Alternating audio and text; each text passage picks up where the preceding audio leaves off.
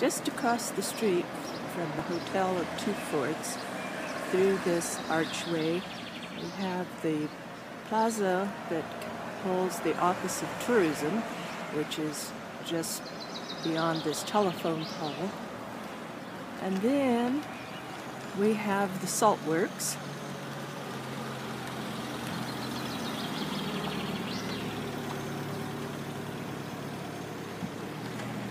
And up above behind the salt works is Fort Saint-André.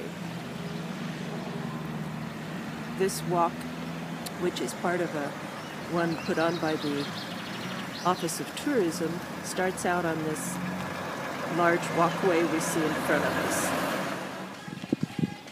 We're passing by the casino, which boasts of 65 slot machines. I went in there yesterday and they're all American slot machines. So anyone that goes to a casino in America will feel right at home. We're headed towards that bell tower that you see in the background.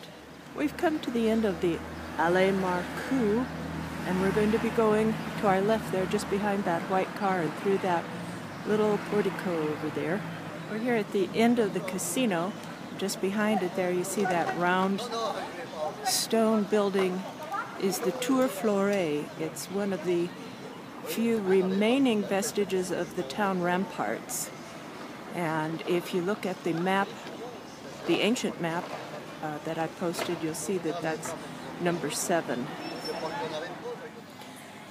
We're standing in the portico now, the entrance to this square. It's called the Place des Halles. The Hotel de Ville is not actually a hotel. Hotel means government offices, town hall. You could see the cross from the bell tower dome that we saw from a longer shot. That's the dome of Notre Dame de la Liberté. And this is the front of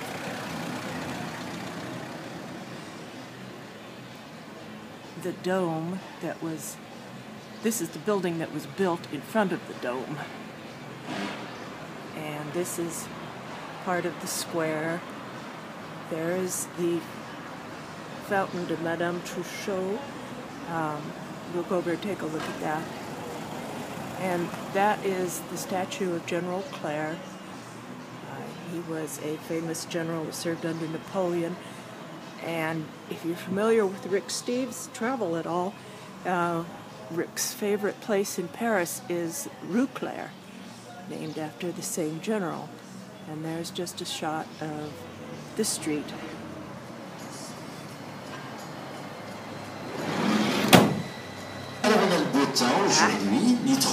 Thermal baths on the square. And uh-oh, here he comes again. This is the Fountain of Madame Truchot. It's originally intended to be a wood nymph, but it caused quite a scandal in 1753 because it resembles the wife of a local magistrate. I don't expect these to turn out well. There's not much light in here.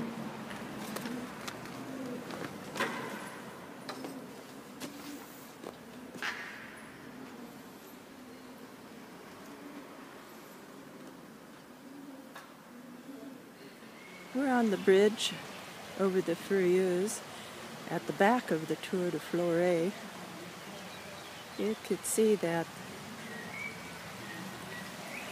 the Furieuse, which was called Furious because according to history it was a raging torrent that tore through this valley. Not so much anymore. It flows south to north, so we're looking downstream from the bridge. It's a tributary to the Lou further on down. Salins is about 1/3 of the way the course of the river. When the Celts settled here, they were attracted to the area because their herds found the salt ponds on the Furieuse. And as you could see, looking up at Fort Saint-André, there are a number of caves up in the cliffs, and the area was heavily forested and full of game. So that gave food and shelter and made the place attractive.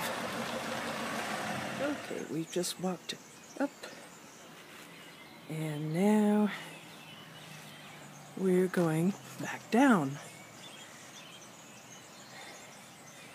We're across the river now, and we'll be passing behind all the stuff we saw from the front. Just straight across from us, there's a shorter wall behind those large plants.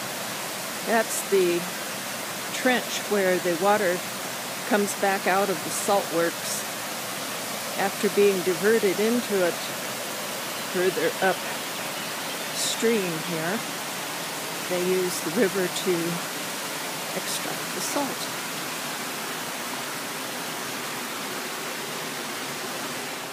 This is Fort Berlin in the background. It's privately held now, so there's no tourists allowed. In the center of the picture, you see the tower of St. Antoine. And then we're going to head on up the footpath, past, here on my right, the apothecary and the hospital, dating from the 1600s.